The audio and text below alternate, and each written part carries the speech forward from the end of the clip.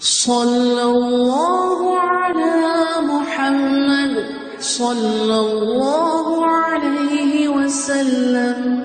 اعوذ باللہ السمیع العلیم من الشیطان الرجیم، بسم اللہ الرحمن الرحیم، والصلاۃ والسلام علی رسولہ الکریم۔ آج ہم بخاری شریف کا باب نمبر 33 باب دیکھیں گے، اور یہ باب ہے الحرص علی الحدیث، کہ حدیث کا علم حاصل کرنے کی حرص اور شوق کے بارے میں۔ اور حدیث نمبر 99 اس کے اندر ہے 99، اور یہ حدیث حضرت ابو ہریرہ رضی اللہ تعالیٰ عنہ سے روایت ہے، انہ قال، فرماتے ہیں قیل یا رسول اللہ، یعنی رسول اللہ صلی اللہ علیہ وسلم سے کہا گیا یا پوچھا گیا۔ اور دوسری ایک حدیث کے اندر الفاظ آتے ہیں قال یا رسول اللہ، یعنی حضرت ابو ہریرہ نے خود یہ بات فرمائی، من اسعد الناس بشفاعتک یوم القیامہ، کہ قیامت کے دن آپ صلی اللہ علیہ وسلم کی شفاعت سے کون لوگ فائدہ اٹھائیں گے۔ قال رسول اللہ صلی اللہ علیہ وسلم لقد ظننت یا ابو ہریرہ، کہ ابو ہریرہ مجھے پہلے ہی اس بات کا خیال تھا، گمان تھا، اللہ یسألنی ھذا الحدیث احد اول منک، کہ آپ سے پہلے مجھ سے کوئی شخص یہ سوال نہیں کرے گا۔ کیوں ایسا خیال تھا؟ لما رأیت من حرصک علی الحدیث، کہ میں نے دیکھا ہے کہ آپ کو حدیث سیکھنے کی، علم حاصل کرنے کی بہت حرص ہے اور بہت شوق ہے۔ اور اس کے بعد آپ صلی اللہ علیہ وسلم نے جواب دیا، اسعد الناس بشفاعت یوم القیامہ، کہ قیامت کے دن میری شفاعت سے فائدہ اٹھانے والے کون لوگ ہوں گے؟ من قال لا الہ الا اللہ، جنہوں نے کہا لا الہ الا اللہ خالصا من قلبہ اور نفسہ، کہ جس نے صدق دل سے، قلب اور نفس سے کہا لا الہ الا اللہ محمد الرسول اللہ۔ تو یہ حدیث جو ہے، اس میں دو چیزیں ہمیں مل رہی ہیں۔ ویسے تو یہ باب حرص علی الحدیث ہے اور شفاعت کا معاملہ بھی اس کے اندر آتا ہے۔ تو حرص علی الحدیث ہم دیکھتے ہیں کہ نبی کریم صلی اللہ علیہ وسلم نے خود حضرت ابو ہریرہ رضی اللہ تعالیٰ عنہ کی گواہی دی کہ حضرت ابو ہریرہ رضی اللہ تعالیٰ عنہ بہت شوق رکھتے تھے دین سیکھنے کا اور حدیث سیکھنے کا۔ پیچھے پڑھ چکے ہیں بخاری شریف کی ایک حدیث جس میں ہم نے پڑھا تھا کہ باقی صحابہ کرام جو ہیں وہ بازاروں میں چلے جاتے تھے اپنے کاروبار کے لیے یا اپنے اموال کی حفاظت کے لیے، لیکن حضرت ابو ہریرہ رضی اللہ تعالیٰ عنہ جو ہیں یہ مسجد میں ہی رہتے تھے اور بس تھوڑا بہت کھانا وانا کھایا اور پھر سارا وقت نبی کریم صلی اللہ علیہ وسلم کے ساتھ رہتے تھے۔ اتنا شوق تھا انہیں دین سیکھنے کا کہ وہ اپنے دنیوی کام کے لیے بھی نہیں جاتے تھے اور اصحاب صفہ کی طرح بس وہ چبوترے پہ رہتے تھے اور علم حاصل کرتے رہتے تھے۔ تو لہٰذا ان کے اندر بہت زیادہ شوق تھا دین کو سیکھنے کا، اور آپ صلی اللہ علیہ وسلم نے اس کی گواہی دی۔ اور ایک دن ایسا بھی ہوا کہ جس میں آپ صلی اللہ علیہ وسلم نے فرمایا، منی مسجد میں تھے سارے صحابہ بیٹھے ہوئے، تو آپ نے فرمایا کہ جو شخص میری بات ختم ہونے تک اپنی چادر کو پھیلائے اور پھر اپنے ساتھ لگا لے تو جو کچھ اس نے مجھ سے سنا ہے اس کو کبھی نہ بھولے گا۔ تو حضرت ابو ہریرہ فرماتے ہیں کہ میں نے اپنی چادر کو پھیلا لیا، اور اس ذات کی قسم کہ جس نے آپ صلی اللہ علیہ وسلم کو حق کے ساتھ بھیجا ہے، میں پھر کبھی آپ کی کوئی حدیث نہیں بھولا۔ یہ بخاری شریف کی حدیث نمبر 7354 ہے۔ تو دیکھیں ان کا شوق کہ دیگر صحابہ بھی بیٹھے تھے لیکن حضرت ابو ہریرہ رضی اللہ تعالیٰ عنہ نے چادر پھیلا لی اور آپ صلی اللہ علیہ وسلم کا جو فرمان تھا اس کے مطابق اس کو پھر سمیٹا اور اپنے ساتھ لگا لیا۔ تو آپ پھر اس کے بعد بھولے نہیں، آپ کی یادداشت جو تھی وہ بھی بہت تیز ہو گئی۔ یعنی علم کو محفوظ رکھنے کے لیے، سیکھنے کے لیے جو طریقے مختلف ہیں وہ بھی اختیار کرنے چاہیے۔ پھر حضرت زید بن ثابت سے بھی ایک حدیث ہے، یہ الاصابہ کے اندر ہے، حدیث کے صفحہ نمبر 2391 پہ جلد حارم میں، کہ حضرت زید بن ثابت فرماتے ہیں کہ ہم مسجد میں اللہ کا ذکر کر رہے تھے اور نبی صلی اللہ علیہ وسلم تشریف لائے اور ہمارے ساتھ بیٹھ گئے اور فرمایا کہ اپنا کام جاری رکھو۔ پھر ہم نے دعا کی تو آپ صلی اللہ علیہ وسلم نے ہماری دعا پر آمین کہی۔ پھر حضرت ابو ہریرہ رضی اللہ تعالیٰ عنہ نے بھی دعا کی اور انہوں نے دعا کی کہ یا اللہ میں اس چیز کا بھی سوال کرتا ہوں جس کا میرے ساتھیوں نے کیا، یعنی جو دعا انہوں نے مانگی وہ دعا میں بھی مانگتا ہوں، اور اس کے بعد کہا کہ اور مجھے مزید ایسا علم عطا فرما جو کبھی نہ بھولے۔ تو رسول اللہ صلی اللہ علیہ وسلم نے ان کی دعا پہ آمین فرمائی۔ تو حضرت زید فرماتے ہیں کہ ہم نے رسول اللہ صلی اللہ علیہ وسلم سے عرض کیا کہ ہم بھی ایسے علم کا سوال کرتے ہیں جو کبھی نہ بھولے۔ تو آپ نے فرمایا سبقکم بہا الغلام الدوسی، کہ یہ دوسی غلام یعنی حضرت ابو ہریرہ آپ کے اس بارے میں آپ پر سبقت لے گئے، یعنی ان کی دعا جو تھی پسند آئی نبی کریم صلی اللہ علیہ وسلم کو، اس کی تعریف فرمائی کہ یہ سبقت لے گئے۔ تو یہ ان کی حرص تھی اور شوق تھا دین سیکھنے کا، تو ہمارے لیے بھی اس میں سبق ہے کہ ہم بھی حدیث سیکھنے اور لیے شوق اور جذبے کا مظاہرہ کریں۔ مجھے نہیں معلوم کہ جو درس حدیث ہمارا چلتا ہے کتنی بہنیں ہیں جو سنتی بھی ہیں اور کتنی ہیں جو صرف نکات پڑھتی ہیں، لیکن یہ کہ صرف نکات پڑھنے سے پوری حدیث جو ہے اور اس کا مفہوم سمجھ میں نہیں آتا جب تک ہم اس کو پوری طرح سے سنیں نا۔ تو ہمیں حدیث کے بارے میں حرص رکھنی چاہیے، شوق رکھنا چاہیے، اور ہم تو اتنے خوش قسمت ہیں کہ ہمارے لیے ابھی ہم اگلی حدیث میں پڑھیں گے کہ کس طرح سے صحابہ کرام اور تابعین اور بعد کے علماء نے محنتیں کر کے کتابیں ہمیں اکٹھی کر دیں اور بنا بنایا علم ہمارے پاس موجود ہے۔ ہمیں کوئی صدیوں کے اور سالوں کے سفر اس میں طے کرنے نہیں پڑے، اور ہمیں کوئی ایک سے دوسرے ملک میں طویل سفر کر کے ایک حدیث کے لیے نہیں جانا پڑا، لیکن ہم پھر بھی جو ہے شوق کا مظاہرہ نہیں کرتے۔ تو ہم شوق کا اظہار کریں، اللہ سے دعا بھی مانگیں اور علم دین بھی حاصل کریں، اور علم حدیث خاص طور پہ اس کے لیے ہم جد و جہد کریں۔ پھر اگلا سوال یہ تھا کہ اسعد الناس بشفاعتی یوم القیامہ، کہ کون لوگ ہوں گے جو میری شفاعت سے قیامت والے دن فائدہ اٹھائیں گے؟ تو فرمایا کہ وہ شخص جو خلوص دل کے ساتھ کہے لا الہ الا اللہ۔ تو یہاں کہا تو لا الہ الا اللہ گیا ہے، لیکن مراد اس سے لا الہ الا اللہ محمد الرسول اللہ ہے۔ اور جو علماء نے اس کی تفصیل لکھی ہے کہ تمام لوگ جنہوں نے یہ کلمہ پڑھا، سلمست کے دل سے پڑھا، وہ نبی کریم صلی اللہ علیہ وسلم کی شفاعت کے حقدار ہوں گے، اور جو جنتی ہوں گے آپ صلی اللہ علیہ وسلم کی شفاعت سے ان کے درجات بلند ہو جائیں گے۔ اور دوسرے نمبر پہ وہ لوگ کہ جو اپنی نیکیوں کی بنا پر جنت میں تو چلے جائیں گے لیکن کم درجہ ان کا ہوگا، تو نبی کریم صلی اللہ علیہ وسلم کی شفاعت سے اللہ تعالیٰ ان کے درجات کو بڑھا دے گا۔ پہلے وہ تھے کہ جو بغیر حساب کتاب جنت میں چلے گئے تھے۔ اور پھر تیسری قسم کے وہ لوگ ہوں گے کہ جن کی نیکیاں اور برائیاں برابر ہو جائیں گی، اور انہیں اصولاً اعراف میں رکھا جانا چاہیے تھا، لیکن نبی کریم صلی اللہ علیہ وسلم کی شفاعت سے اعراف کی بجائے وہ جنت میں داخل ہو جائیں گے۔ اور پھر ایسے لوگ کہ جن کی برائیاں زیادہ ہو جائیں گی، نیکیاں کم ہوں گی، لیکن وہ سچے کلمہ گو ہوں گے، تو نبی کریم صلی اللہ علیہ وسلم دوزخ میں جانے سے پہلے ان کی شفاعت فرمائیں گے اور وہ جنت میں داخل ہو جائیں گے۔ اور پھر کچھ ایسے لوگ بھی ہوں گے کہ جو دوزخ میں چلے جائیں گے،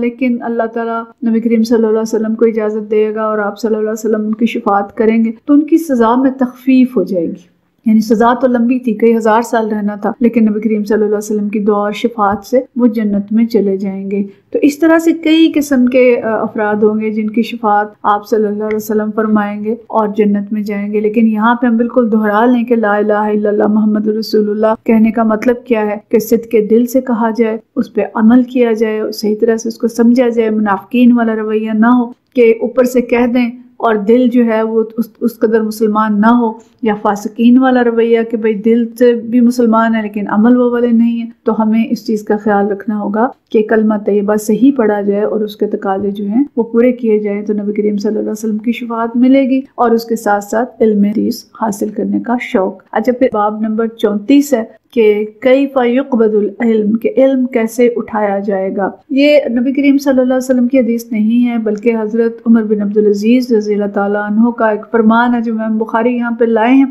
اور وہ فرماتے ہیں کتب عمر بن عبدالعزیز الی ابی بکر بن حزم، کہ عمر بن عبدالعزیز رحمۃ اللہ علیہ نے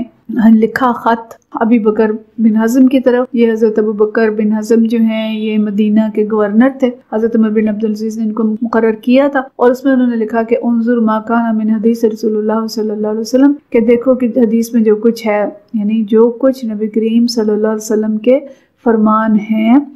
ان کو دیکھو اور ان کو لکھو، فاکتبہ،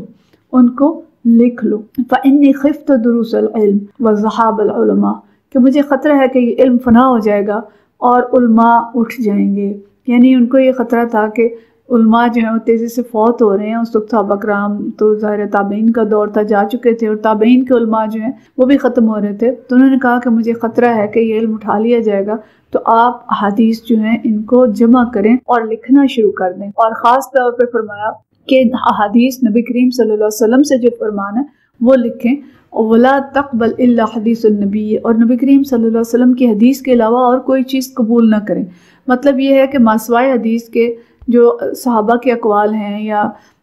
تابعین کے اقوال ہیں، فی الحال ان کو نہ لکھیں، ورنہ اگر سب چیزیں لکھنی شروع کریں گے تو بہت طویل ہو جائے گا۔ فی الحال آپ صرف جو نبی کریم صلی اللہ علیہ وسلم کی حدیث ہیں ان کو لکھیں، اور فرمایا وَلْتُفْشُوا الْعِلْمَ، اور لوگوں کو چاہیے کہ وہ علم پھیلائیں، وَتَجْلِسُوا اور بیٹھ جائیں، حَتَّى يُعَلَّمَ مَا لَا يَعْلَمُ کہ دین سیکھنے اور سکھانے کے لیے بیٹھ جائیں، کلاسیں منعقد کریں، دروس کریں، تاکہ جو لوگ نہیں جانتے ان کو علم حاصل ہو جائے۔ فَإِنَّ الْعِلْمَ لَا يَحْلِقُ حَتَّى يَكُونَ سِرًّا کہ علم ہلاک نہیں ہوتا یہاں تک کہ راز بن جائے، یعنی جب علماء کے سینے میں علم دفن ہو جائے، راز بن جائے، تو علم کا خاتمہ ہو جاتا ہے۔ تو علم ظاہر ہے جتنا خرچ کریں اتنا بڑھتا ہے، جتنا پھیلائیں اتنا بڑھتا ہے، اور جتنا اس کو اندر سینے میں چھپا کے بیٹھ جائیں تو یہ ختم ہو جاتا ہے۔ تو حضرت عمر بن عبدالعزیز نے یہ خط لکھا اپنے مدینہ کے گورنر کو، اور ان سے یہ کہا کہ آپ لکھیں احادیث، اور جس بھی عالم سے آپ کو حدیث ملتی ہیں، نسخے ملتے ہیں، اس دور میں صحابہ کرام کے لکھے ہوئے نسخے موجود تھے، اس کی تفصیل ہم پیچھے پڑھ چکے ہیں۔ عبداللہ بن عمر بن العاص کا جو نسخہ تھا اور دیگر صحابہ کے نسخے تھے، اور بہت سے ایسے علماء موجود تھے کہ جنہیں حدیث یاد تھی، تو انہوں نے سب کے بارے میں یہ لکھا کہ آپ ان کو اکٹھا کریں، اور اکٹھا کر کے آپ حدیث کا ایک مجموعہ مرتب کریں۔ تو پہلا مجموعہ جو باقاعدہ طور پہ حکومتی نظام کے تحت تیار کیا گیا، وہ حضرت عمر بن عبدالعزیز کے دور میں کیا گیا، اور یہاں منکرین حدیث کی بھی نفی ہوتی ہے، جو یہ کہتے ہیں جی سب سے پہلے امام بخاری نے حدیث جمع کی، اور پھر یہ اتنے 100 سال تک، 200-300 سال تک تو حدیث جو ہے گمنامی میں رہی، اور 300 سال بعد ایک شخص کو خیال آیا اور اس نے لکھا۔ تو یہ بات بالکل غلط ہے۔ حدیث کی تحریر جو ہے یہ صحابہ کرام کے دور میں ہی شروع ہو گئی تھی۔ حضرت ابو ہریرہ نے بھی لکھنے کی اجازت مانگی تھی، اور دوسرے دیگر صحابہ کا ہم پیچھے سب کا تذکرہ پڑھ چکے ہیں، انہوں نے لکھا، پھر تابعین کرام نے لکھا، اور پھر حضرت عمر بن عبدالعزیز نے اس کو جمع کیا، ایک نسخہ بنوایا، اور یہ مختلف ممالک میں مختلف جو ان کے تھے گورنر، ان کو انہوں نے ریفرنس کے لیے بھیج دیا، اور اس کے بعد جو باقاعدہ سلسلہ مزید آگے جو ہے وہ چلتا گیا۔ البتہ یہ کہ حضرت امام بخاری رحمۃ اللہ علیہ نے اور حضرت امام مسلم نے کڑی شرائط کے تحت جو حدیث ہیں ان کو جمع کیا، اور ایک بہت ایکسٹینڈڈ کے نسخے جو ہیں وہ انہوں نے جمع کیے۔ تو حضرت عمر بن عبدالعزیز کے بارے میں یہ بھی آگے لکھا ہوا ہے کہ حضرت علا بن عبد الجبار یہ کہتے ہیں کہ عمر بن عبدالعزیز کی جو حدیث ہے وہ یہاں تک ہے کہ ذہاب العلماء تک علماء اٹھا لی جائیں گے، اس کے بعد کی جو چیز ہے یہ حضرت امام بخاری شاید اپنی تشریح کے لیے لائے ہیں، یا انہوں نے حدیث کے کسی اور نسخے سے لی ہے۔ لیکن بہرحال جو سبق ہمیں اس حدیث سے مل رہا ہے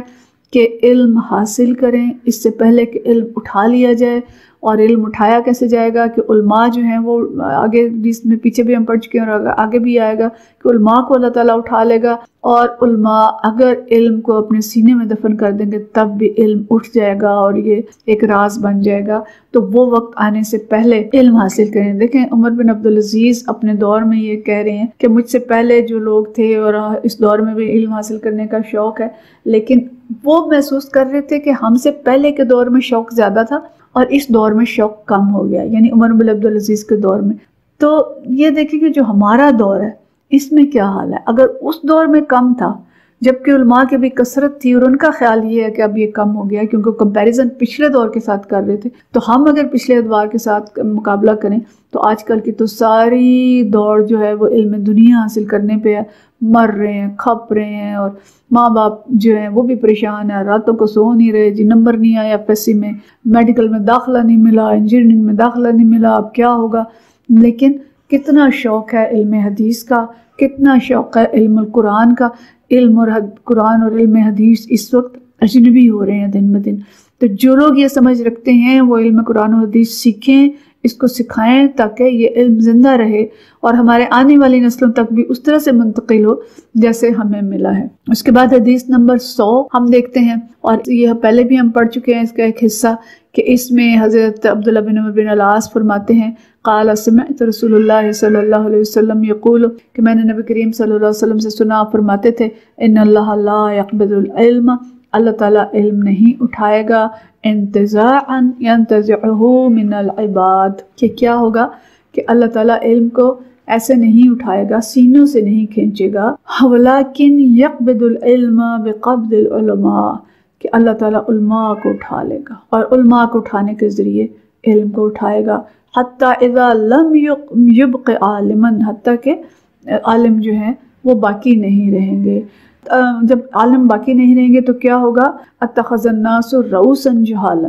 کہ لوگ پھر جو جاہل لوگ ہوں گے ان کو اپنے رؤوس یا اپنے لیڈر بنا لیں گے۔ پھر کیا ہوگا؟ فسئلوا فافتوا بغیر علم، پھر ان سے شرعی مسائل پوچھے جائیں گے فافتوا بغیر علم، اور وہ بغیر علم کے اور بغیر دین کے فہم کے فتوے دیں گے. فضلوا وضلوا، پھر وہ خود بھی گمراہ ہوں گے اور دوسروں کو بھی گمراہ کریں گے. تو مطلب یہ ہے کہ جب علم کی کمی ہو جائے گی، علماء اٹھا لیے جائیں گے تو جاہل لوگوں کو لیڈر بنا لیا جائے گا. اب یہ چاہے حکومتی لیڈر ہوں یا یہ دینی اور مذہبی پیشوا ہوں، لیکن اس کا نتیجہ کیا ہوگا کہ ان کے پاس سمجھ تو ہوگی نہیں، اور اپنے علم دین کے فہم کے بغیر وہ اپنے پاس سے گھڑ گھڑ کے جواب دیتے رہیں گے اور خود بھی بھٹکیں گے اور دوسروں کو بھی بھٹکائیں گے. تو جاہلوں کے لیڈرشپ یا جو جہال کی قیادت ہے، قیامت کے علامات میں سے ایک علامت ہے. ہمیں اسے الرٹ رہنا چاہیے. اور ایک دور تھا کہ جب امیر المومنین